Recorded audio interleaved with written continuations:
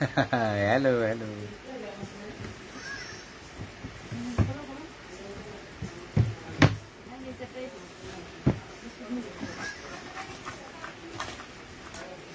Milk biscuit, Bangladeshi brand. দেখা যায় না? দেখা যায়, এটা ইন্ডিয়ান লেখা আছে, ইন্ডিয়ান।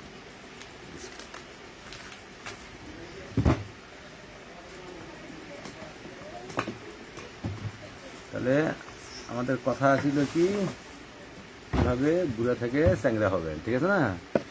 তো যেহেতু এখন আমি চাচা, সেহেতু এখন আমি হয়ে যাবো কি ভাতিজা। এই তো একটু লাইট দিলাম, লাইট না দিলেও চলে।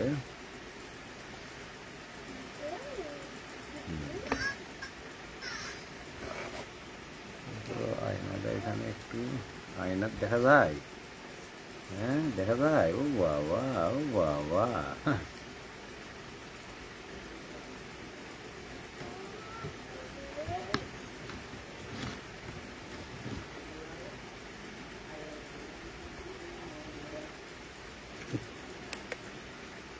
আয়না ঠিক আছে, বুঝছো? ঠিক না? মোবাইলে কাম মোবাইলে করবে, আর আয়নার কাম কি করবে? আয়নাই করবে।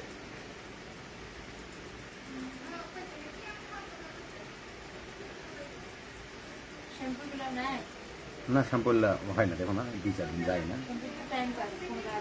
ওটা হয় মানে রেডিমেড, মানে 1 ঘন্টা 2 ঘন্টার জন্য বা 1-2 দিন থাকবে এই পর্যন্ত। আর এটাই হলো বেশ, তাও থাকে। কি বোঝা যাচ্ছে? আরে বাবা রে, বন্ধুরা আমার লাইভ দেখতেছে, বেটার লাইভে করে কি? হ্যাঁ,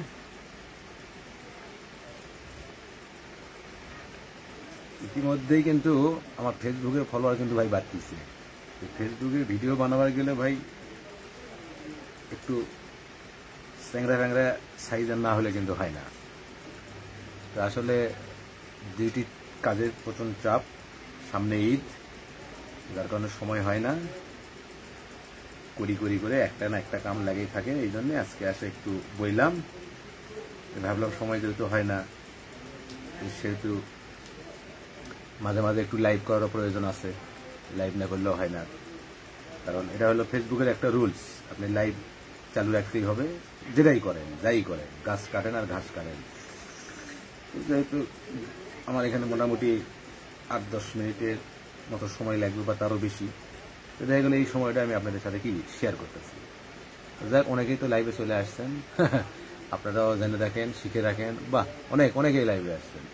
তো ভাই আসলে মূল যে কথাটা, আপনারা ইতিমধ্যেই আমার পেজে ফলো করছেন এবং আমার ভিডিওগুলো কন্টিনিউ করতেছেন, দেখতেছেন। আপনারা লক্ষ্য করে দেখবেন, আমার ভিডিও কিন্তু এখন আপলোড করলে মোটামুটি 5টা ভিডিও যদি আমি আপলোড করি, দেখা গেছে 3-4টা ভিডিও কিন্তু আমার ফলো উঠে গেছে বা ভাইরাল হয়েছিল। আসলে ভাইরালগুলো তো এমনি হয় নাই, আপনারাই করছেন। এটা সবই হলো কি ভালোবাসা, আপনারা ভালোবাসছেন বলেই কিন্তু ভিডিওগুলো কিন্তু আমার ভাইরাল হয়। কিন্তু এখন আমার যেটা কষ্ট, আপনাদের ভিডিওগুলো কেন ভাইরাল হবে না? তার মানে আপনারা আসলে এভাবে সময় দেন না। আপনারা আসলে যেটা মনে করেন যে সাপোর্ট করার কি দরকার আছে, না আমি সাপোর্ট করার কথা আমি বলবো না, কিন্তু আমি তো চাই যে আপনারা অহেতু মোবাইলে এই PUBG game, free fire, casino এইগুলো খুলে অর্থ নষ্ট, সময় নষ্ট না করে একটা পেজ খুলে, একটা ইউটিউব চ্যানেল খুলে লেগে থাকেন না। মানা করছে কি? সাপোর্ট যা লাগে, পরামর্শ যা দেওয়া লাগে সবাই দিক আর না দিক, আমি দিব, এটা আমি গ্যারান্টি দিয়ে দিলাম। তার কারণ হলো ভাই, এই প্ল্যাটফর্মে যদিও কেউ সঠিক তথ্য আপনাকে দিয়ে সহযোগিতা করবে না, কিন্তু আমি একটা জিনিস জানি যে ফেসবুক বা ইউটিউব এটা আমার বাপের সম্পদ না। এখানে আপনি আমার পরামর্শে যদি ভালো কিছু করতে পারেন, এতে কিন্তু আমার কোনো ক্ষতি নাই। বা আপনার একটা সাপোর্ট বা ভালোবাসায় বা আপনার একটা পরামর্শ যদি আমি ভালো কিছু করতে পারি, এতেও আমি মনে করি আপনার কিন্তু কোনো ক্ষতি নাই। তাহলে এইটুকু সহযোগিতা আপনি আমাকে বা আমি আপনাদের কেন করবো না? আসলে আমরা তো বাঙালি জাত, ঠিক আছে না? আমরা হলো বাঙালি জাত, আমাদের কামই হলো ভালো যে করবে তার ক্ষতি কিভাবে করা যায় সেই চিন্তা ভাবনা করা। মানে আমি ভালো কিছু করতেছি সারা রাত জেগে, আর আর দুষ্ট লোকেরা সারা রাত জেগে গবেষণা করে কিভাবে খারাপ করা যায়। তো আসলে আপনি কোন দলে যাবেন? অবশ্যই রাত জেগে ভালো যায় কিছু করে আপনারা তার দলেই যাবেন বা যাওয়া উচিত, এটা আমি ব্যক্তিগতভাবে মনে করি। আর এখানে আরেকটা বিষয় আছে, যেখানে আমি পারিনি দেখে যে আপনি পারবেন না, বা আপনি পারেন না দেখে যে আরেকজন পারবে না, এমনটা কিন্তু না। তবে এখানে মূলত যারা এই যে আপনারা আসতেছেন লাইভে আবার চলে যাচ্ছেন বা হ্যান ত্যান, যে কয়জন আছেন অন্তত একটু মনোযোগ দিয়ে শোনেন। ঘটনা যে কি, লেগে থাকার ভাই ফল কিন্তু আছে। হ্যাঁ, এটা আপনি ফেসবুক থেকে যদি ভালো কিছু করতে চান, তাহলে কিন্তু আপনার এই টিকটক দেখার মতো বা আপনার এই ভিডিও দেখার মতো, হ্যাঁ, ওই ফেসবুকে আসলেন, 2-4টা ভিডিও দেখলেন বা 2-1টা ভিডিও আপলোড করলেন, আবার চলে গেলেন, 2-4-6 মাস কোনো খবর নাই। বা এই ধরনের চিন্তাধারা মন মানসিকতা থাকলে আপনি যেভাবে ইউটিউবে ভিডিও দেখে আপনি হাসতেছেন, আনন্দ পাচ্ছেন, ফেসবুকে ভিডিও দেখে হাসতেছেন, আনন্দ পাচ্ছেন, আপনি এইভাবে ভিডিও দেখেন। আর যদি মনে করেন যে না, সবাই পারলে আমি কেন পারবো না, সবাই তো টাকা ইনকাম করতে, তাহলে আমি পারবো না কেন, তাহলে আমি বলবো কমপক্ষে অন্তত 2 থেকে 3 মাস কন্টিনিউ, মানে এর মধ্যে একটা দিন 1 ঘন্টা আপনার অনলাইন থেকে যাওয়া যাবে না। আপনি আমি সকাল থেকে ধরি, সকাল 7টার থেকে ধরলাম বা 8টার থেকে ধরলাম, সকাল 8টার থেকে রাত্রি 8টা বা 10টা, এই সময়ের মধ্যে কমপক্ষে আপনি 3-4 বার, 5 বার, এমনকি 10 বার হলেও আপনি ফেসবুক বা ইউটিউবে আপনাকে আসতে হবে। হ্যাঁ, কমেন্ট করতে হবে, ভিডিও দেখতে হবে, লাইক শেয়ার করতে হবে, নিজেও আপলোড করতে হবে। আবার আপনি ভিডিওগুলোতে কে কমেন্ট করলো তার কমেন্টের অর্থাৎ এক কথায় আপনি অ্যাক্টিভ থাকতে হবে। আর এইভাবে কমপক্ষে 3 মাস, অর্থাৎ 90 দিন আপনি অ্যাক্টিভ থাকবেন। 90 দিন অ্যাক্টিভ থাকার পর আপনি যদি কন্টিনিউ, আমি যেভাবে বললাম, এভাবে 90 দিন যদি আপনি অ্যাক্টিভ থাকতে পারেন, আপনি সাকসেস। আপনার ফলোয়ার্স চাওয়া লাগবে না, আপনার ভিডিও ভাইরাল আপনার চাওয়া লাগবে না, এটা আমি গ্যারান্টি দিয়ে দিলাম। আপনি 90 দিন যদি একটানা থাকতে পারেন, হ্যাঁ, এরই মধ্যে অনেক সময় হতে পারে বিদ্যুৎ নাই, ওয়াইফাই নাই বা এমবি নাই, ইত্যাদি, কিন্তু যে কোনো বিনিময়ে হলেও আপনি এটা ম্যানেজ করেই থাকতে হবে, সেই হিসাব করেই আপনি চলতে হবে। যেমন ধরুন আপনি কালকে এমবি ম্যাচ শেয়ার, আপনি কষ্ট করে হলেও আপনি এমবি ভরাইতে হবে, 10 টাকা দিয়ে হলেও অন্তত একদিন চলার মতো এমবি রাখতে হবে। তার কারণ কি, এই 90 দিন আপনি অ্যাক্টিভ ফুললি থাকতে হবে। এই 90 দিন যদি থাকতে পারেন আপনি ফেসবুক বা ইউটিউবে আপনি সাকসেস, এটা আমি গ্যারান্টি দিলাম। ফলোয়ার কেমন লাগবে না, আপনি ভিডিও ভাইরাল, ভিডিও দেখেন, কম লাগবে না, ওয়াচ টাইম কম লাগবে না। আপনি আজকে থেকেই আপনি আর একটা কথা বলে রাখি, অনেকে এখানে আপনি ভুল তথ্য দেয় যে আপনি পেজের বয়স বেশি হয়ে গেছে, ওই পেজ আর হবে না, এগুলো একবারে সম্পূর্ণ রং কথা। এই কথাগুলো কাটতে দিবেন না। আপনি যে পুরনো পেজ আছে, যেটা আপনি 1 বছর 2 বছর আগে, আপনি ওই পেজ নিয়েই আপনি ঘাটাঘাটি করেন। আপনি কপিরাইট স্ট্রাইক আছে, পলিসি ইস্যু আছে, যা থাকে তাই, যা আছে, কোনো সমস্যা নাই। আমি বলছি কোনো সমস্যা নাই, কে কি বলছে আমি জানি না। আপনি পুরনো আইডি দিয়েই আপনি কাজ চালিয়ে যান। পুরনো আইডি দিয়ে আপনি কাজ চালাইলে আপনার যে সুবিধাটা হবে সেটা হলো, কারণ আইডিটা বেশি বয়স হওয়ার কারণে আইডিটা কিন্তু এমনিতেই অটোমেটিক কিন্তু সার্চ লিস্টে কিন্তু আছে। আপনি আজকে একটা আইডি খোলেন, 15 দিন 1 সপ্তাহ আগে কিন্তু বিভিন্ন জায়গাতে যদি কেউ সার্চ দেয়, ওই আইডি কিন্তু আসবে না। কিন্তু আপনি 1 বছর বা 2 বছর আগের যে পুরানো আইডিগুলো, এই আইডিগুলো দেখেন, আপনি একটু লক্ষ্য করে আপনি নতুন একটা আইডি, মানে অন্য আর একটা আইডি, ফ্রেন্ডের বা কারো আইডি নিয়ে আপনি ঢুকে দেখেন, আপনি সার্চ দেওয়া মাত্র আইডিটা চলে যাবে। তো এই যে মনে করেন পুরানো আইডির একটা যে গুণ, এই গুণটা কিন্তু আপনি নতুন আইডির মধ্যে পাবেন না। তো এখন ঘটনা হয়েছে, আপনারা চাইলে আইডি থেকেও ফেসবুকে ইনকাম করতে পারবেন, আবার চাইলে পেজ থেকেও করতে পারবেন। আমি দুটোতেই আমি সাপোর্ট আছি। আপনি পেজ থেকে করেন ভিডিও বা মনিটাইজেশন পেজ করান, তাতেও সমস্যা নাই, আইডি করান, তাতেও সমস্যা নাই, দুটোতেই আপনি সাকসেস হবেন। আর যেহেতু এখানে আর একটা টিপস আপনি আমরা দিই, কারণ এই জন্যই লাইভও আসতেছি, আমার কাজও করতেছি, কারণ আসলে অনেক কথাই তো জমা থাকে যেগুলো আমি আপনাদের সাথে শেয়ার করতে চাই, কিন্তু সময় অভাবে হয় না। আজকেও আমার ডিউটি ছিল প্রায় 10টা-11টা পর্যন্ত, তো আজকে 8টায় আসছি, এসে শুরু করে দিলাম। তো এখানে আরেকটা বিষয় যেটা মাথায় রাখবেন, সেটা হলো যে একই ভিডিও আপনি কিন্তু আপনি ফেসবুক আইডিতে, ফেসবুক পেজ এবং আপনি ইউটিউব চ্যানেলে আপনি আপলোড করতে পারবেন। তার কারণ হলো, আপনি একই সময় একই আইডি থাকে, আপনি 3টা আইডি আপনি লিঙ্ক এক জায়গায় করবেন। কারণ কীভাবে, আপনি ইউটিউব চ্যানেলে আপনি ফেসবুক আইডির লিঙ্ক, ফেসবুক পেজের লিঙ্ক এবং ইউটিউব চ্যানেলের লিঙ্ক দিয়ে আপনি সেট আপ করবেন। ওই সেম একইভাবে আপনি ফেসবুক পেজ বা ফেসবুক আইডিতে আপনি ইউটিউব চ্যানেলের লিঙ্ক সেট আপ দেবেন। মানে অর্থাৎ 3টাকে একসঙ্গে আপনি কি করবেন, কানেক্ট করবেন। আপনি 3টার মালিক যে আপনি, এটা জানো, ইউটিউব, ফেসবুক, অর্থাৎ মেটা সবাই মিলে যেন এটা বুঝতে পারে। এটা আপনার যে সুবিধাটা হবে, আপনি ফেসবুক আইডিতে ভিডিও দিবেন, এই ভিডিওটা আপনি ইউটিউবে দিবেন এবং এই ভিডিওটা আপনি ফেসবুক পেজে দিবেন, অর্থাৎ 3টা ভিডিওরই মালিক আপনি থাকবেন। এখন প্রশ্ন হলো আপনি ভিডিওগুলো দিবেন কি, আপনি কি ভিডিও দিবেন? আমার পেজে আমি শুধুমাত্র আমার পেজে ভিডিও দেখার জন্য আমি আপনাদের কিন্তু আমি আসতে বলি না, আমি আমার পেজে আসতে বলি শুধু ধারণা নেওয়ার জন্য যে আমি কী ধরনের কন্টেন্ট বা কী ধরনের ভিডিওগুলো আমার পেজে আমি আপলোড করি। তো সবথেকে মজার বা সবথেকে সহজ যে পদ্ধতি সেটা হলো আপনারা ভিডিও রিমিক্স করেন, যে ভিডিওগুলো ফর ইউতে আছে এবং মানসম্মত। এখন ঘটনা হয়েছে এটা আপনার এখান তো ব্যক্তিগত বিষয়, আপনি চাইলে আপনি হট জাতীয় ভিডিওর সাথেও রিমিক্স করতে পারেন, আপনি চাইলে কোনো ইসলামিক ভিডিওর সাথে রিমিক্স করতে পারেন, আপনি চাইলে কোনো ফানি ভিডিওর সাথে, এটা আপনার রুচি রয়েছে। তবে কন্টিনিউ যখন আপনি এইভাবে যখন আপনি রিমিক্স করতে থাকবেন, তখন এরই মধ্যে আপনি কিছু জিনিস আপনি বুঝতে পারবেন, মানে যেটা লক্ষণীয় বিষয় থাকবে সেটা হলো যে আপনি যদি 5টা বা 7টা বা 10টা যদি ভিডিও আপলোড করেন, এর মধ্যে 100% 2টা 3টে 4টে ভিডিও আপনি ফরিতে যাবে। তো কন্টিনিউ যখন এইভাবে দেখবেন যে আপনি 8টা 10টা করে ভিডিও আপলোড করতেছেন, অথচ এর মধ্যে থেকে 5টা 7টা করে ভিডিও ভাইরাল হয়ে গেছে। এখন ওই 5টা 7টা ভিডিও আপনি কিন্তু রিসার্চ করতে হবে, অর্থাৎ আপনি মানে একটা ব্রেন খাটাইতে হবে যে এই যে ভিডিওগুলো আমার ভাইরাল হয়েছে, এই ভিডিওগুলো কী কোয়ালিটি, মানে কী ধরনের কন্টেন্ট, ফানি, ইসলামিক, নাকি কোনো মানে নষ্টামি বা মানে যেটাই হোক। তো যে ভিডিওগুলো আপনার ভাইরাল হবে আপনার বুঝতে হবে যে আপনার পেজে বা আপনার ইউটিউব চ্যানেলে বা আপনার আইডিতে ওই ধরনের ভিডিও দেখার দর্শকের সংখ্যাগুলো বেশি। তখন কী করবেন, আপনি বেছে বেছে ওই ভিডিওগুলোই আপনি সেটা ইউটিউব থেকে সংগ্রহ করেন, ফেসবুক থেকে সংগ্রহ করেন, কোনো সমস্যা নাই, এইগুলো একটু কাটিং ফাটিং করে আপনার মনের মতো করে একটু পরিবর্তন করে ভয়েস বা মিউজিক, সাধারণত ভিডিওতে কপিরাইট আসলে আসে না, কপিরাইট আসে মিউজিকে।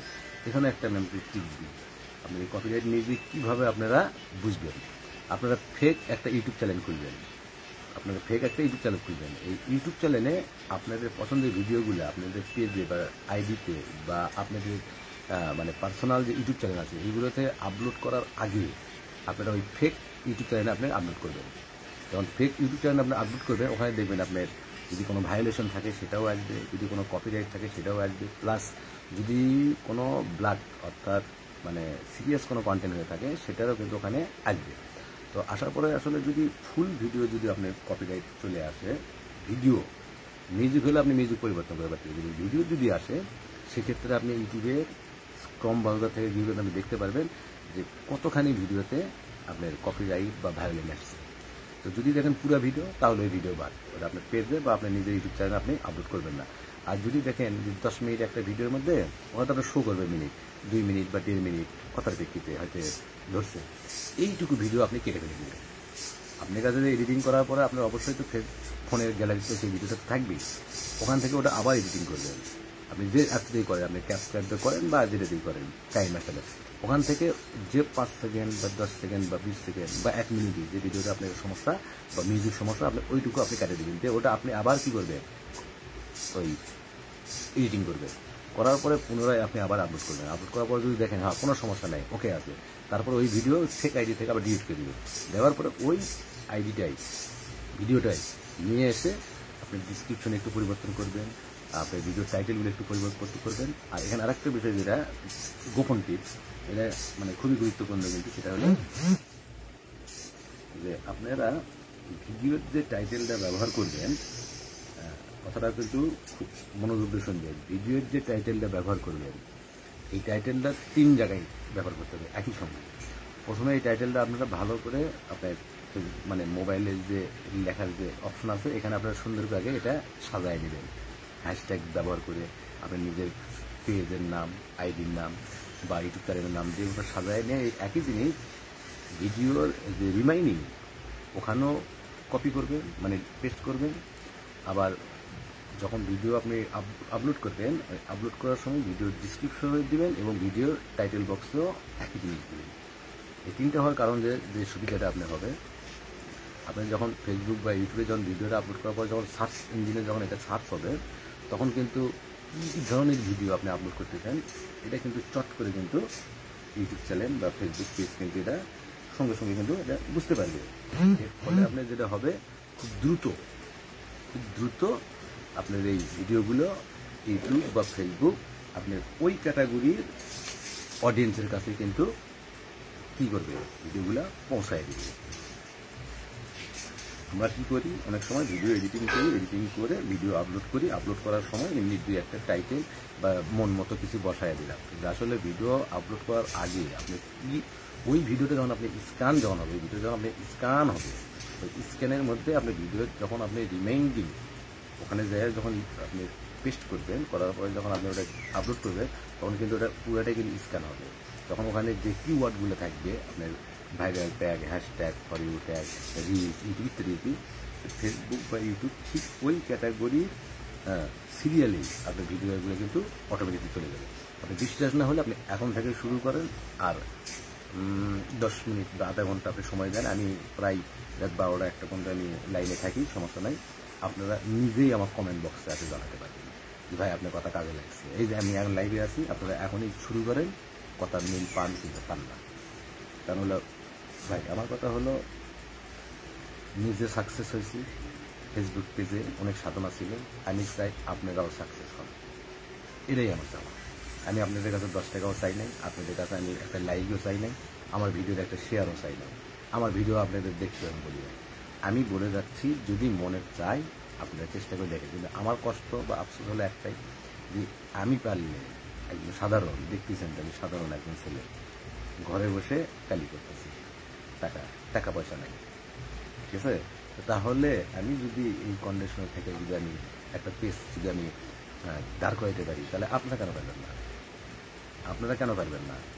সৎ ইচ্ছা, সব থেকে মূল কথা হলো সৎ ইচ্ছার অভাব। আপনারা কী করেন, আপনারা ভিডিও দেখতে আপনারা পছন্দ করেন, হ্যাঁ ভিডিও দেখবেন, কারণ ভিডিও না দেখতে তো হবে না, আপনারা ভিডিও দেখবেন, আপনাদের ভিডিও আরেকজন দেখবে, কিন্তু এর পাশাপাশি আপনারা ভালো একটা কিছু করেন, নিজের একটা মানে কি বলবো, আপনার ফেসবুক বা ইউটিউব চ্যানেলে একটা থাকা মানে আপনার ভবিষ্যৎ একটা ভবিষ্যৎ মাধ্যম আপনি একটা তৈরি হন। আজকে হয়তো তেমন কিছু করতে পারতেছেন না, সময় দিয়ে পারতেছেন না, হয়তো বা আপনি কৃষিকাজে ব্যস্ত, বা হয়তো আপনি একজন রিক্সা চালক, বা একজন আপনি শ্রমিক, কর্ম করতেছেন ইত্যাদি। কিন্তু আস্তে আস্তে যখন এই জিনিসটা যখন আপনি ভালো একটা পজিশনে চলে যাবে, ভালো একটা ইনকাম যখন শুরু হয়ে যাবে, এমন একটা সময় আসবে যে তখন চাকরি বাকরি বা অন্যান্য যে পেশা, তার পাশাপাশি দেখা গেল ওখান থেকে যদি আপনি মাসে যদি 20,000 আসে, আপনি ফেসবুক বা ইউটিউব থেকে আপনি মাসে আসবে 1 লাখ টাকা।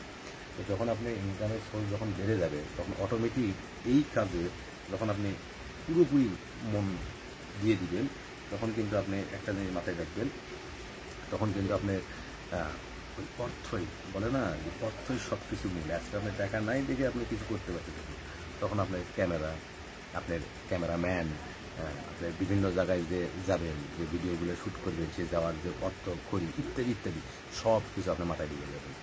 তখন আপনার মন অটোমেটিক, আজকে তো আপনি সময় পাইতেছেন না, আজকে আপনি ওয়াশরুমে যাওয়ার সময় পান না, তখন আপনি ঘুরবেন, আপনি ঘুরলে ইনকাম। কেমন করে ইনকাম?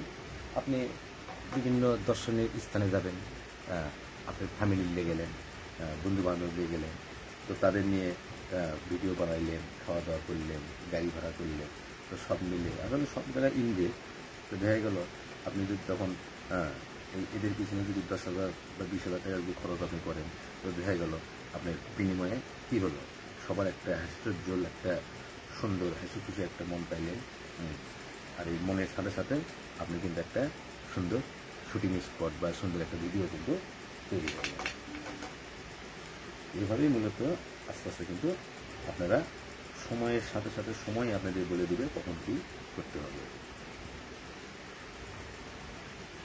আসলে কথা তো আমি বলেই যাচ্ছি, এখন মানা না মানা, করা না করা, এটা এখান থেকে আপনাদের ব্যক্তিগত বিষয়, কারণ আমি তো আর জোর করতে পারবো না কিছু, বা এটা জোর করা জিনিসও নয়।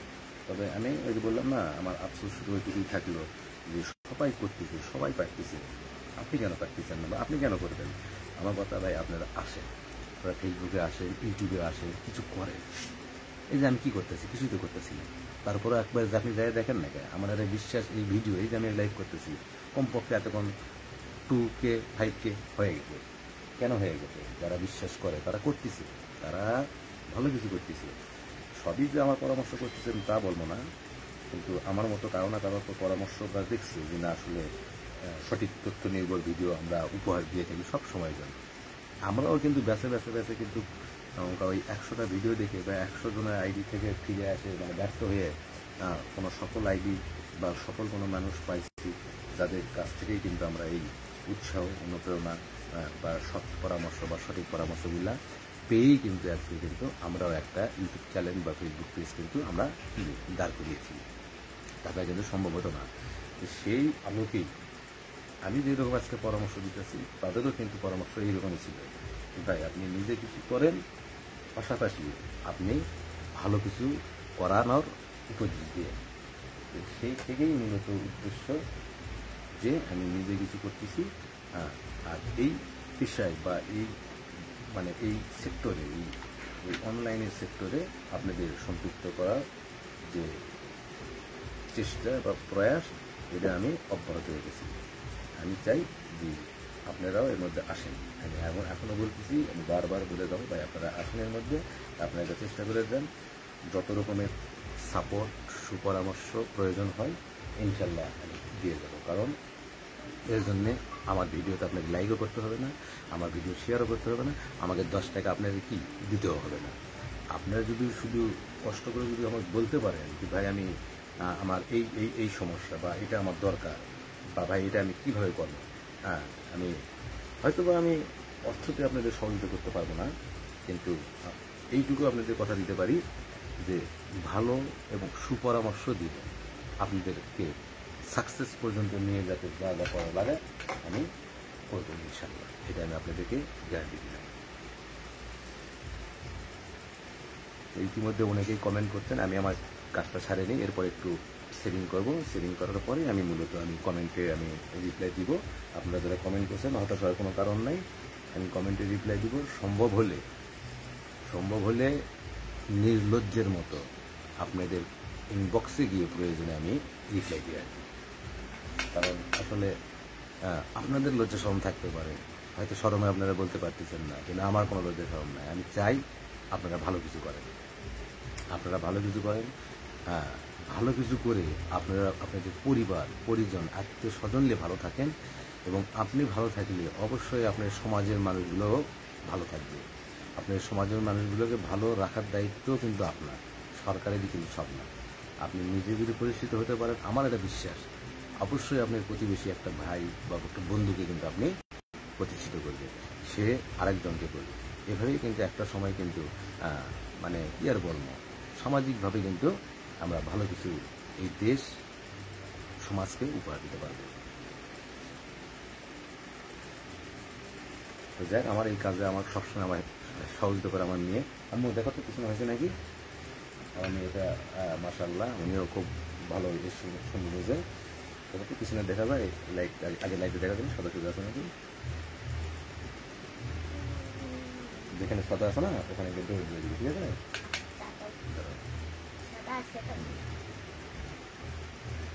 জলও ভালো করে সবসময় নিচ থেকে উপর দিকে, হ্যাঁ বিশেষ করে আগে গোড়াতে দিয়ে একটু দেখতে পাচ্ছি, গোড়ার আগে দিয়ে দেবে। হ্যাঁ হ্যাঁ একটু সামার ধরবে ভরুক, সমস্যা নেই, ওটা পরে মুছে দেবে না। প্যাকেট দিয়ে দিল। আর একটু না হলে লেগে বুঝছেন। আমার মেয়েও আমাকে সহযোগিতা করে, আমি যখন ভিডিও করি তখন আমার মেয়ের সাইডে থেকে কিন্তু দেখে, যদিও তাকে আমি লাইভে বা আমি ভিডিওতে আমি নিয়ে আসি না, কারণ মেয়ে মানুষ। সবসময় পরামর্শ দিছি, আপনাদের দোয়াই মাদ্রাসায় করতেছে ইনশাল্লাহ। কোরআন শরীফ নিতে হাফেজা, আপনারা দোয়া করবেন। সাইডে কি করুন, সাইডে হইছে মানে একবার নিচে গাঢ় হইয়া পড়ছে, ঠিক আছে একবারে গাঢ় হইয়া পড়ছে। নিচে চলে যাও। মানে বাবার কাজগুলো করে খুব শান্তি পায়। ও অনেকক্ষণ থেকে চেষ্টা করছি, মানে কখন আমি অফ বলবো। ভাই সবই আপনাদের ভালোবাসা ভালো লাগা, তো আপনারা আছেন বলেই আমরা আছি। আর একটা কন্টেন্ট ক্রিয়েটরের সব থেকে বড় সাফল্য আপনারা। আজকে আপনারা আমার কন্টেন্ট হয়েছেন বা আমার অডিয়েন্স হয়েছেন, একদিন মানে মনের মধ্যে আপনারা একটা নিয়োগ করেন যে একদিন যেন আমি আপনাদের অডিয়েন্স হতে পারি। তো আমার এই ভিডিও টাইটেল কি ছিল, বুড়া থেকে চ্যাংড়া হওয়া। মোটামুটি আপনারা এখন বুঝতে পারছেন আসলে খানির তো আর কোনো শেষ নেই। কি করবেন ভাই, আসলে মানসিক খুব টেনশনের কারণেই মূলত এই চুল দাড়ি সব পাকায় ফেলাইছি। আর বিশেষ করে ভাই করোনার সময় যেটা আমাদের মানে আমার বললে ভুল হবে, আমাদের জীবন থেকে করোনার যে মানে প্রভাবটা আমাদের চলে গেল, আসলে এটা মানে এত সহজে এটা ভুলে যাবার নয়। করোনা হয়তো শেষ হয়ে গেছে, কিন্তু করোনার পরবর্তীতে যে সমস্যাগুলো অর্থনৈতিক বা বিভিন্নভাবে, এটা কিন্তু আজও কিন্তু আমাদের কিন্তু হৃদয়ে রয়ে গেছে। মূলত এই ঝাঁকি কিন্তু এই দেখেন এই চুলেও বয়ে গেছে, হ্যাঁ, শরীরের উপর দিয়েও বয়ে গেছে, অর্থনৈতিকভাবেও বয়ে গেছে, মানে সব দিক দিয়ে করোনা যখন চলে গেছে কিন্তু সাথে সব কিছুই শেখে, হ্যাঁ, ব্যবসা বাণিজ্য মানে সব দিক দিয়ে। যার কারণে নতুন করে আবার পুনরায় চাকরির মধ্যে ঢোকা লাগতেছে বা চাকরি করা লাগতেছে। তাছাড়া কিন্তু আসলে চাকরি তো আর করার আমার ইচ্ছা ছিল না, কারণ অলরেডি ব্যবসা বাণিজ্য শুরু করে দিয়েছিলাম বা আমি ব্যবসায়ী করছিলাম। করোনার মধ্যে যাই হোক টিকে রাখতে পারি নাই, অনেকেই পারে নাই, খালি আমি একা তা নয়। তো করোনা আসলে আমাদের এত সহজে ভুলে গেলে কিন্তু হবে না। দেখেন আরেকটা বিষয়, দেখেন আজকে যখন সুযোগ হলে আরেকটা বিষয়ে কথা বলি, যদিও হয়তো বা এখানে ওই ধরনের কোনো মন্তব্য করা ঠিক নয়, তারপরে আমি বলি। এখন এই যে ইদানিং দেখেন মিল্টন সামাদার, অবশ্যই নাম শুনে বুঝতে পারবেন কি কার কথা বলতেছি, ওনাকে নিয়ে যে ভিডিওগুলো প্রচার হচ্ছে এই সম্বন্ধে আসেন আমরা একটু আলোচনা করি। যদিও আপনারা এই বিষয়ে আমার থেকে আমি জানি যে আপনারা অনেক অভিজ্ঞ আছেন, কিন্তু আসলে প্রসঙ্গগত উঠে যাই, কারণ আমাদের তার ওই ক্ষমতা নাই যে আমরা টিভিতে যাই আমরা লাইভ শো করবো। তা আমরা না হয় নিজেদের চ্যানেল পেজে আমরা না হয় একটু সমসাময়িক বিষয় নিয়ে একটু কথা বললাম, সমস্যা তো নাই, কি আছে নাই। তো মিল্টন সামাদের যে বিষয়টা, এটা আমি ব্যক্তিগতভাবে মনে করি যে ওনার বিরুদ্ধে যে কিডনি বেচার যে অভিযোগটা ওটা হইতেছে কোটি কোটি খরচ করে, মনে করেন যে আমার একটা কিডনির দরকার, তা আমি যেভাবে গোপনে খবর পাইলাম যে কিডনি পাওয়া যাচ্ছে, তো কিডনি যখন আমি নিব তখন তো দালালের মাধ্যমেই নেই আর যে মাধ্যমেই নেই, এই কিডনিটা তো আমার যার জন্য নিব, আমার আত্মীয় স্বজন বা নিজস্ব কোনো লোকের জন্য, তাই আমি যে এত টাকা দিয়ে কিডনিটা নিব, তো যে ডাক্তারের মাধ্যমে আমি নিব সে ডাক্তার কি সেই কিডনিটা কি পরীক্ষা করে দেখবে না যে কিডনিটা ভালো আছে না মন্দ আছে? আচ্ছা, এখন যতই ভালো মানুষ হোক, কিন্তু বয়সের সাথে সাথে তার কিডনির পাওয়ারটাও তো কমে যাবে, এটা কি অস্বীকার করতে পারবেন? আচ্ছা, তাহলে মিল্টন সামাদারের ওখানে যে 80-90 বছরের যে বৃদ্ধা আছে, তো এটির কিডনি মানুষ ভালো হয় না, এটা নিশা পান কিচ্ছু করে না, এটা কিডনি একদম ফ্রেশ, কিডনিটার কি বয়স হয়ে গেছে না? এই 70-80 বছরের কিডনি একটা 60-70 মানে 20-25-30 বছরের যুবক লাগে কোনো কাম হবে? বা এই 80-90 বছরের বুড়ি কিডনি নিয়ে আর একটা 80-90 বছরের বুড়া এই 5-10 লাখ টাকা খরচ করে লাগায় কোনো ফল হবে? হ্যাঁ, এই পাগলের বুঝকে আপনারা বোঝেন না, এইগুলো আপনারা লাফালাফি করতেছেন। সব থেকে বড় কথা হলো কি, এইরকম মহৎ কাজে তো কেউ তো আসে না। হ্যাঁ, এখানে আর একটা বিষয় আছে, অনেকে বলতেছে যে ব্যাংকে কোটি কোটি টাকা কিছু করে না, ওটার সাবজেক্ট আলাদা, ওই সাবজেক্ট আলাদা, যে এত টাকা থাকার পরে তুই করলো না কেন? হ্যাঁ, সে তো বাড়ি করতেছে, কিন্তু তার নামে তো করতেছে না, আরও অসংখ্য আশ্রম কেন্দ্র করতেছে। হ্যাঁ, আজ হয়তো লোক পায়নি, ভবিষ্যতে পাবে, আর এখন পাবে কোথেকে? এখন বাংলাদেশে আনাচে কানাচে অনেক মিল্টন সাদাকার তৈরি হয়েছে, যার কারণে হয়তো বা পারে না। তবে হ্যাঁ, তার সম্পদের বিষয়ে এত টাকা আসে, এই বিষয় নিয়ে তাকে আপনারা ধরতে পারেন, কিন্তু এই কিডনি বেচাবেচি এইগুলো তো রং আলোচনা সেখানে যাবেন। হ্যাঁ, তার কাছে টাকা আছে, আপনারা ধরেন এত টাকা আছে, হ্যাঁ, আর সে তো অস্বীকার তো করেনি। আর সব থেকে বড় কথা, এই যে রানা প্লাজা যে ঘটনা ঘটছিল, যে মুহূর্তে রানা প্লাজা ভেঙে যাওয়া শুরু হয়েছে, টিভির যখনই নিউজ চলতেছে রানা প্লাজা ভেঙে গেছে, ওই মুহূর্তে নিউজ শুরু হওয়ার আগেই তো রানা গায়েব। মিল্টন সামাদের প্রথম যখন নিউজ শুরু হলো, এই ধরনের ঘটনা ঘটলে ওরা কি খুঁজে পাওয়া যাইতে বাংলাদেশে মাটিতে? আর এতগুলো টাকা থাকার পরেও ওরা তো 24 ঘন্টার আগেই তো দেশ ছাড়া হয়ে যাইত।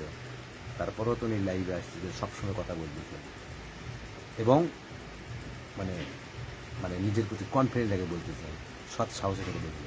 কেন বলতেছেন, কী জন্য বলতেছেন, কিসের এত পাওয়া? এরা হলো আসলে সৎ কলিজার পাওয়া, আমি ব্যক্তিগত মনে করি। হ্যাঁ, তাই টাকা রাখছে, তাই তো বলেছে যে টাকা খরচ করি না, ইত্যাদি ইত্যাদি ইত্যাদি। প্রয়োজন মনে করে নাই, খরচ করে না। তার কারণ হলো অনুদান আসছে মানেই যে খরচ করতে হবে জায়গা ছেড়ে অজায়গায়, এমন তো কোনো নীতি নাই তার কাছে, বা কথা নাই, বা কথা না।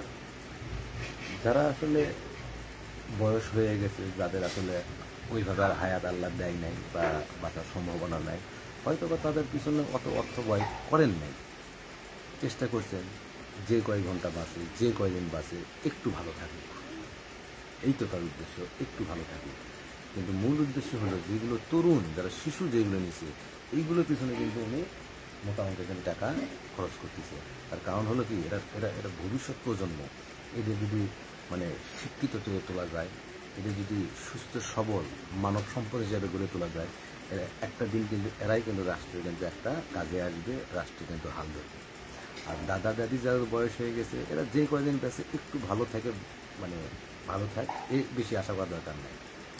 যার কারণে মনে হয় আমার একটা ধারণা মিল্টন সামাদার কিন্তু এই তবে কিডনি ব্যথা, বিভিন্ন অঙ্গ ব্যথা, এটা একদম আপনারা ভুলে যান, এটা বয়কট। এখন বলি, এই সময় আসে মিল্টনের বিষয় উঠলে কেন এত বছর পরে? এই সময় কিন্তু আর একটা টপ নিউজ, সেটা হলে কিন্তু কি বেনজির আহমেদ।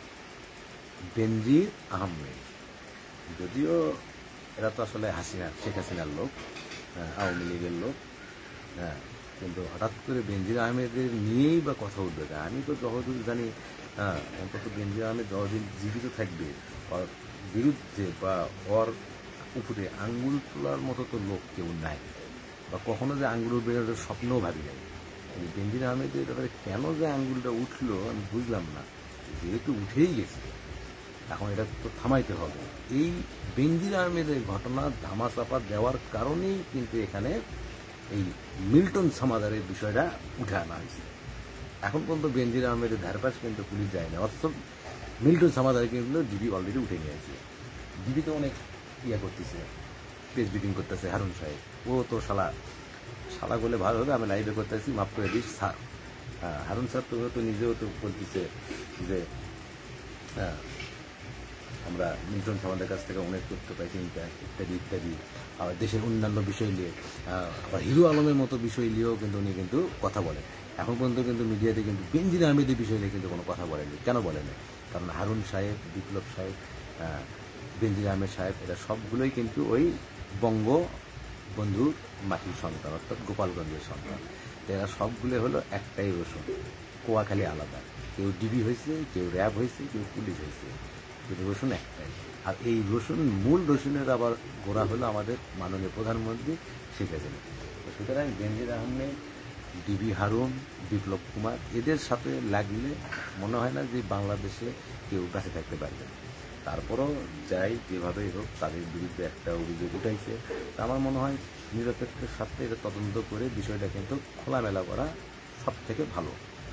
বেনজির আহমেদ ভালো, তার চাকরি জীবনে তার সফলতা অনেক আমরা দেখছি, ল্যাবে থাকাকালীন সফলতা, গোয়েন্দাতে ইত্যাদি ইত্যাদি, এইগুলো কিন্তু ভালো।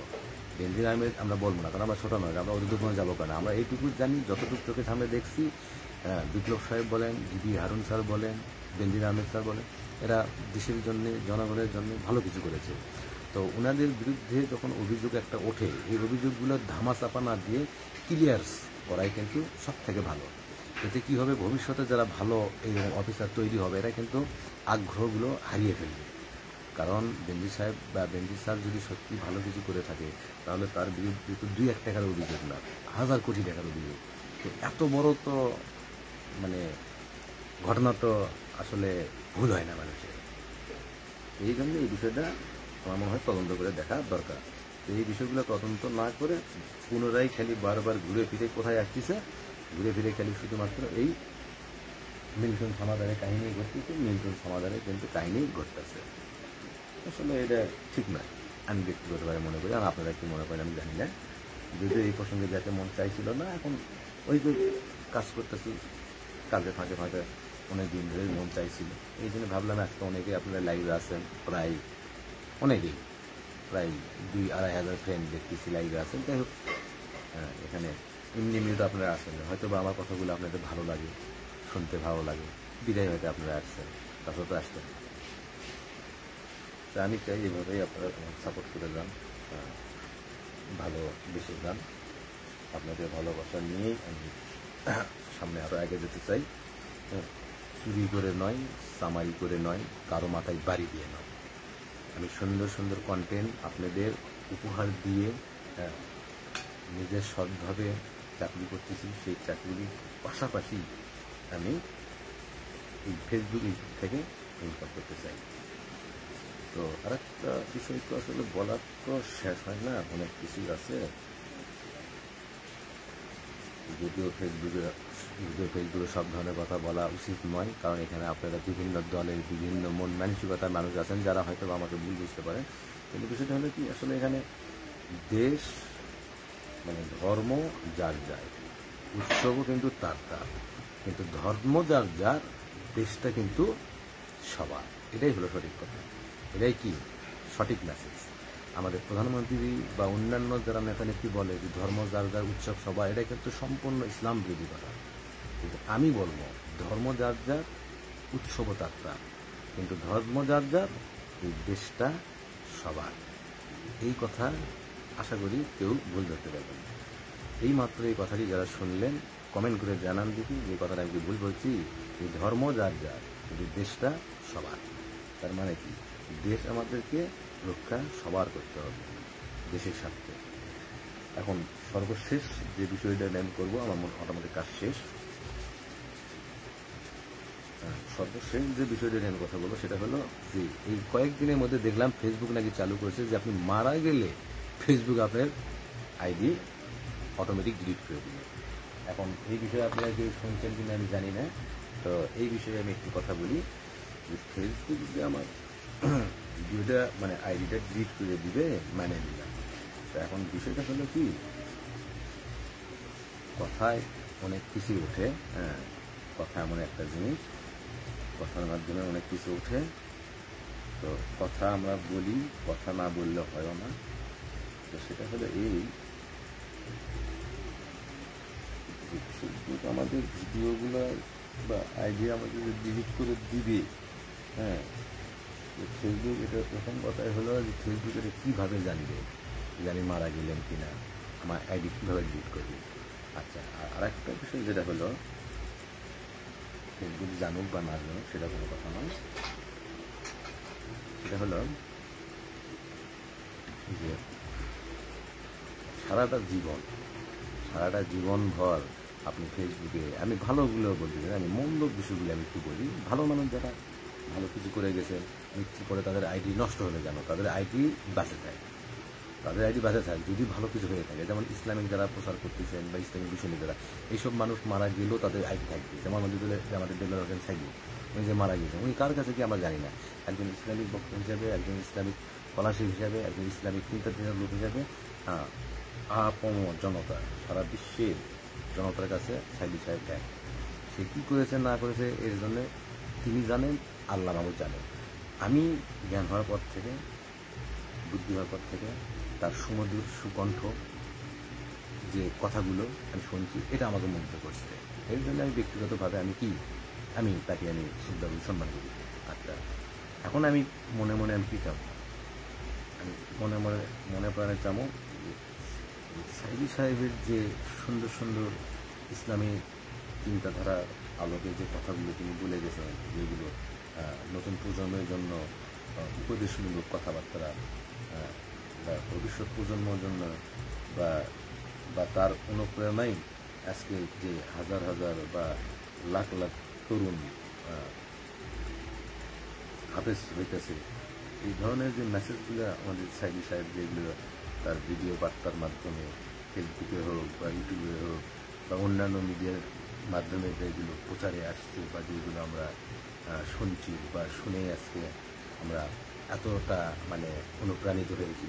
তো এই ধরনের মানুষ মৃত্যুর পরেও তাদের জিনিসগুলো যদি, কর্মগুলো যদি পৃথিবীর মধ্যে রয়ে যায়, আমার মনে হয় তো তাদের পৃথিবীতে খারাপ কিছু রেখে যাওয়ার কিন্তু ফল কিন্তু হচ্ছে না। কিন্তু পরিমণি উদাহরণ আর কি, পরিমণির মতো নায়িকা যদি মারা যায়, হ্যাঁ, এদের ফেসবুক বা ইউটিউব চ্যানেল যদি, বাইরের ভিডিও যদি পৃথিবীতে থাকে, তার নতুন প্রজন্ম কী শিখবে? আচ্ছা, এখন দেখেন, ফেসবুক যদি জানতে পারে যে পরিমণি মারা গেছে, এরপরে কী করলো, ফেসবুক পরিমণির আইডিটা ডিলিট করে দিল। এই ডিলিট করে দেওয়ার সাথে সাথে কি তার জীবনের সব গুণা খাতাগুলি ডিলিট হয়ে যাবে? এটা কি এত সোজা মনে হয়? আপনি সারাটা জীবন খোলামেলা পোশাক পরে, অঙ্গভঙ্গি করে, নারী কিলিংকারি করে, 8-10টা স্বামী বানাইয়া আপনি মৃত্যুর পরে অটোমেটিক আপনি ফেসবুক ডিলিটের মাধ্যমে আপনি মনে করতেছেন জীবনের বড় একটা গুণা বা বড় একটা পাপ থেকে আপনি মুক্তি হলেন? এতই সোজা, তাই? সুতরাং এই ফেসবুক আপনার আইডি ডিলিট করে দিবে, এই চিন্তাধারা করে বসে না থাকে, চিন্তাধারা করে রাখেন যে আপনি আইডিতে এমন কিছু জিনিস রাখেন না যেটা আপনার মৃত্যুর পরেও কবরে গিয়ে ওটার আপনার সাজা বা আপনার ভোগ করতে হবে। ভালো কিছু করেন, আপনার মৃত্যুর পরেও যেন সেটা মানুষের কল্যাণে, সমাজের কল্যাণে, আপনার পরিবারের কল্যাণে যেন কাজ করে। আজকে আমি নোংরা কিছু ভিডিও আপলোড করলাম। মৃত্যুর যেহেতু ভাই কোনো গ্যারান্টি নেই, কোনো সেকেন্ড নেই, কোনো মিনিট নেই, এই মুহূর্তে হতে পারে। আমি হয়তো লাইভ করতেছি, এমনও হতে পারে হয়তো এই লাইভটা আমি নাও বন্ধ করতে পারি, হতে পারে না? তাহলে আমি এতক্ষণ যদি আমি নগ্ন কিছু করে বলতাম বা নগ্ন কিছু করতাম, করাকালীন যদি আমার মৃত্যুটা যদি আল্লাহ যদি দিয়েই যায়, এই ভাগিদার কি আমি হব না? তা আমার কথা হলো, ভালো কিছু করে যান, ভালো কিছু আপনি রেখে যান, যেগুলোর কারণে আপনার নতুন প্রজন্ম যখন আপনার আইডিয়া আসবে বা আইডিয়া দেখবে, তারাও যেন মনে করে, বা আপনার সেই ভিডিওগুলো বা আপনার সেই রুচিসম্মত কথাগুলোর মাধ্যমেই কিন্তু তারা কিন্তু বুঝতে পারবে যে তাদের বাবা কি দাদা কি নানা সম্পর্কে যায় যখন হবে, বা যত বছর পরই যায় দেখি, তারা যেন বুঝতে পারে যে আমার আগের জন্মে মানে আমার আগের পুরুষগুলো বা আগের মানুষগুলো বা আমার দাদা বা আমার বাবার আগের যারা কর্ণধার ছিলেন, তারা আসলে কী মন মানসিকতার মানুষ তারা ছিলেন। এটা কিন্তু সমাজের জন্য কিন্তু একটা মেসেজ থাকবে। এই কাজগুলো যদি আপনারা করে যাইতে পারেন, তবে আমি মনে করি আপনাদের জন্য পরিমর্শন।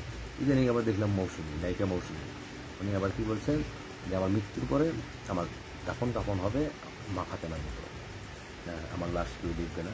আবার উনি সবার কাছে রিকোয়েস্ট জানাইছেন যে আমার মৃত্যুর পরে আমার ভিডিওগুলো যেন ডিলিট করে দেওয়া হয়।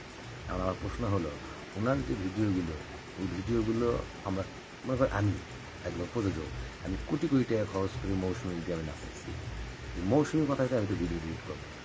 উদাহরণ একটা কথা তো এইরকমই হবে না? তো বললে হলো ওর লাশ যেন কেউ না দেখে, রাতের বেলা যেন কবর দেওয়া হয়। এখন ঘটনা হয়েছে, মানে কি আর বলবো, আল্লাহ মাফ করে দেবে। আল্লাহ তো গজব পুরো তো দিতে পারে, মাটি দেওয়া তো দিতে হয়। ও যে মা ফাতেমার মতো করে যে ওর মৃত্যু আশা করে বা মানে চাইছেন, সেই মা ফাতেমার মতো কাজটা তা করতে হবে কি, ঠিক কিনা? মা ফাতেমার মতো কাজ করলে না আশা করতে পারে, তাহলে পেট বার করে নাইছে ও কীভাবে এটা আশা করে, কীভাবে আশা করে? আর এই ধরনের ভিডিওগুলো আপনারা কী করেন? লাইক করেন, শেয়ার করেন, বেশি বেশি দেখেন, দেখে কী করেন? এদের আরও উৎসাহ দেন। একটা কথা মনে রাখবেন, আপনারা খারাপ ভিডিওতে লাইক করছেন, খারাপ ভিডিও শেয়ার করছেন, খারাপ ভিডিও সাপোর্ট করছেন, খারাপের অংশীদার কিন্তু আপনাদের হতে হবে। এটা কিন্তু ভুল না। আমি কখনোই বলবো না আপনারা আমার ভিডিও লাইক করেন, শেয়ার করেন, কমেন্ট ইত্যাদি ইত্যাদি না।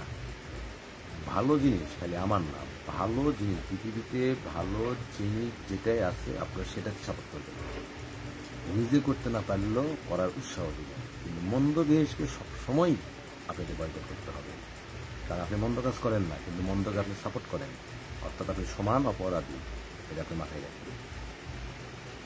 তো কথাগুলো বলার আসলে সময় হয় না, আজকে সময় হলো, বিদায় বলতেছি। কথাগুলো কেউ শুনে মনে কষ্ট নেবেন না, কথাগুলো ভালোর জন্যই বলতেছি। একটা সময় ছিল আমাদেরও কিন্তু আমাদের অভিভাবক বলতো, আমরা কিন্তু তখন কিন্তু এই কথাগুলো মূল্য করতাম না। আজকে যখন আমরা নিজেরাই অভিভাবক পর্যায়ে চলে আসছি, আজকে আমরা বুঝতেছি তাদের কথাগুলোর কত মূল্য। কথা সময়ে এলাম মূল্য দিতে শিখতে হবে। তো একটু দেরি করেন, আমি একটু পানি নিয়ে আসি, এতক্ষণ তো কালি মারলাম, এবার একটু ঠিক আছে, একটু নেন থাকে না আমাদের এদিকে আসো। হ্যাঁ,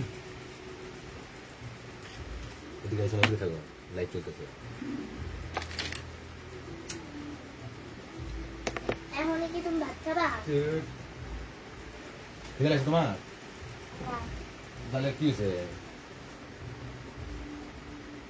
ফিরে রাখলে পাও হবে? হ্যাঁ, এখন তো লাগে বল।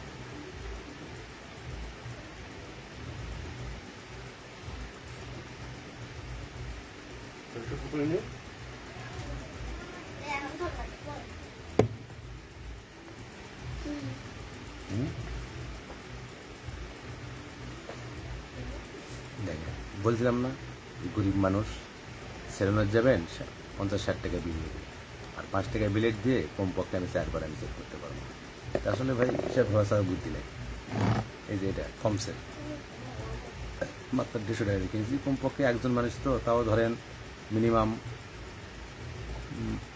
2-3 বছর তো যাবেই। তা আসলে হিসাবই হওয়া ছাড়া কোনো বুদ্ধি নেই ভাই। হ্যাঁ, বর্তমান সময়ে হিসাব করেই চলতে হবে। তো আমি নিজে নিজেই বাসাতেই আমি করি। অনেক সময় আমার ওয়াইফ, আমার বাচ্চারাও হেল্প করে, যেমন একটু পিছনে যখন দেখতে পাই না তারা কিন্তু কেটে দেয়। তো যেহেতু আজকে আমি সময় পেলাম, একসঙ্গে আমি সবগুলোই সারিয়ে নিই, কারণ চাকরিজীবী মানুষ একটু চেষ্টাও করে নিই। কালকে আবার কাজে একটু চাপ বেশি আছে, অডিট আসবে। আসলে হয়তো অনেকে বলবেন যে ভাই আপনি এত কিছু জানেন, এত কিছু বোঝেন, তার আপনি যাই রাখতেছেন না কেন। আসলে ভাই আসলে দাড়িগুলো আসলে হঠাৎ করে আমার এই প্যাকে যাওয়ার কারণেই কিন্তু মূলত আমি কিন্তু আসলে দাড়িটা রাখতে পারতেছি না, কারণ মানে কেমন কেমন লাগে। তো দেখ সময়ের সাথে সাথে সবই করতে হবে। অনেক সময় আপনাদের ভাবি মনে করে আমি হয়তো আর একটা বিয়ে করবো, আসলে এলে কিছু নয়। সময় হয়তো এক সময় রাখার আগ্রহ দিবে, এখনও আগ্রহ হয়, কিন্তু মানুষের সত্যি কথা বলতে আপনারা যদি কেউ এই দাড়ি কালো করার কোনো মেডিসিন বা কোনো বিষয় যদি কেউ জানা থাকে আমাকে বলবেন। আমি কালো দাড়ি যদি কালো করতে পারি, আমি কথা দিলাম আমি দাড়ি আমি রাখবো। তো এই ধরনের কোনো ফ্রেন্ডের বা কোনো যদি, আমি জানি আমার আইডিতে আমার অনেক কোয়ালিটির লোকজন আছেন, মুরব্বিয়ান লোকজনেরা আছেন। যদিও আমি শুরুতে ভুল করছি, আমি আসলে কারোর উদ্দেশ্যে সালাম দিই না, আসলে কাজের ফাঁকে ফাঁকে আর কোন দিকে যাবো। এদিকে আমার খিদাও লাগছে, বিকেলবেলা কিছু খাওয়া হয়নি, আপনারা মনে হয় বিকেলে নাস্তা করছেন, আমি তো নাস্তা করিনি। এই যে 8টার দিকে শুরু করছি। আমার ম্যাডাম একটু ঘুমাইতেছে, সে একটু ক্লান্ত, সেও চাকরিজীবী মানুষ, সেও চাকরি করে। আসলে ভাই আমরা পরিশ্রম করি, পরিশ্রম করে ভাগ্য পরিবর্তন চেষ্টা প্রতিনিয়ত করে যাচ্ছি, পারবো কিনা জানি না। এমনও সময় যায় রাত 12টা 1টা 2টাও লাগে ভাই। তারপরেও আমি ফেসবুকে আমি ভাই কখনো ছাড়ি নাই। ফেসবুকে আমি লাগাছিলাম বলেই কিন্তু এই সফলতাটা কিন্তু আমার আসছে।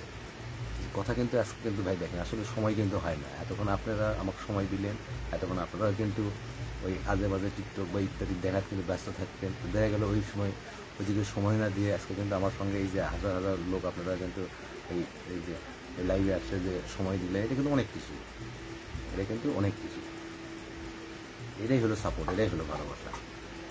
মৃত্যুর পরে সবই চলে যাবে, কিছুই সাথে থাকবে না, মানে নিতে পারবে না। কিন্তু এই ভালো কাজগুলো, ভালো কর্মগুলো, ভালো কথাগুলো, এইগুলোই কিন্তু কিছুই কিন্তু রয়ে যাবে। তো এই যে আমি এখন শুরু করব, এখানে আমি চিহ্ন করে রাখছি কোন পাশ দিয়ে করছি, যে পাশ দিয়ে করছি এই পাশ দিয়ে আমি করি, আগের দিকে টেস্ট করি কাটে নাকি।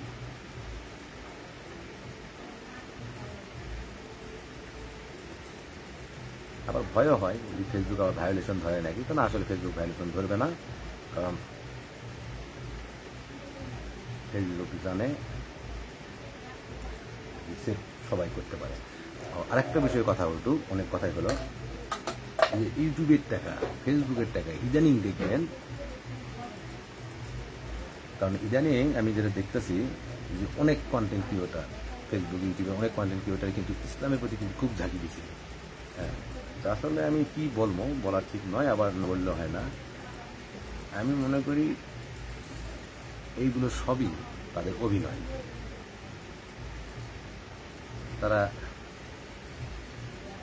দেখবেন বিভিন্ন মসজিদ মাদ্রাসায় এতিমখানায় সহযোগিতা করতেছে, দান করতেছে। সব থেকে বড় কথা হলো আপনারা ইউটিউবে একটু ঘাটে দেখেন, বড় বড় আলেমরা করে বলছে ইউটিউবের ইনকাম, ফেসবুকের ইনকাম ভাই এগুলো হালাল। আমিও স্বীকার করি এগুলো হালাল নয়। তা আপনার যদি মসজিদ মাদ্রাসায় যদি দান করার ইচ্ছাই যদি থাকে, তাহলে যে ইনকামটা আপনার হালাল আপনি সেখান থেকেই 10টা টাকা আপনি এইসবে দান করবেন। কারণ এই লোক দেখানো দান করে কোনো উপকারে আসবে না। আর বিশেষ করে মসজিদ মাদ্রাসায় তো নয়। আপনার মসজিদ মাদ্রাসার দান যদি করতেই হয়, নিজের রক্ত ঘামানা অর্থ দান করবেন। এই এক দেখানা টাকা আপনারা দান করবেন। আর যেগুলো মাওলানা এসব মানে জানেও নেয়, এরা আসলে অর্থনীতি।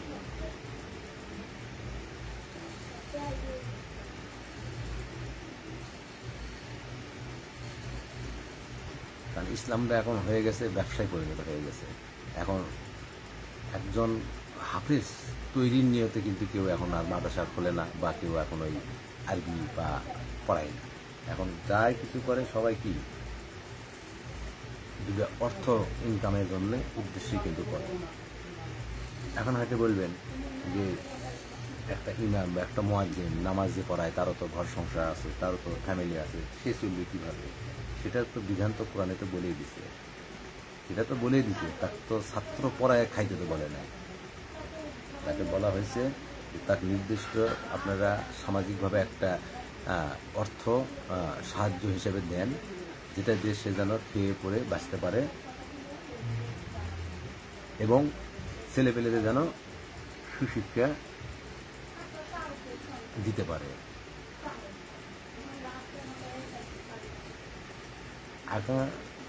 এখন বেশিরভাগ ডাক্তার, সরকারি ডাক্তারের কথা বলি, সে তার পেশায় সঠিকভাবে দায়িত্ব না পালন করে তার নিজের পার্সোনাল চেম্বারে কিন্তু সে সময় দেয় বেশি।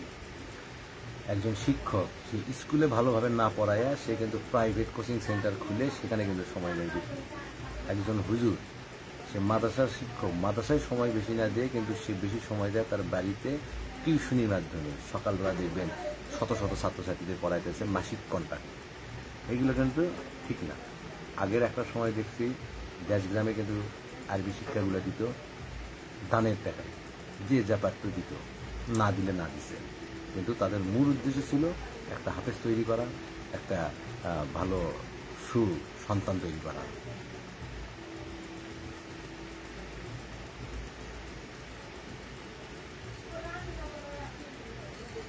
যাক, অনেকক্ষণ ধরে কথা হলো। তো বেঁচে থাকলে আপনার সাথে আবার দেখা হবে। তো যারা এতক্ষণ পর্যন্ত কষ্ট করে আমার এই লাইভটা দেখলেন, যারা শেষের দিকে আসছেন, তারা শুরু থেকে আমার লাইভের কথাগুলো শুনতে পারেন না। আমি এই লাইভের মাধ্যমে অনেক বিষয় নিয়ে কথা বলেছি, বিশেষ করে ইউটিউব চ্যানেল, ফেসবুক পেজ নিয়ে আমি কথা বলেছি। আপনারা কীভাবে সাকসেস হবেন আমি পরামর্শ দিয়েছি। তো আপনারা ভিডিওটা প্রয়োজনের শুরু থেকে আবার সময় দিয়ে দেখেন। এই একটা ভিডিওর মাধ্যমে আপনারা আপনাদের সফলতা খুঁজে পাবেন। সেই পর্যন্ত সবাই ভালো থাকবেন, আর অবশ্যই আমার WBD পেজের সঙ্গে থাকবেন। সবাইকে অগ্রিম ঈদের শুভেচ্ছা, ঈদ মোবারক। আসসালামু আলাইকুম, সবাই ভালো থাকবেন।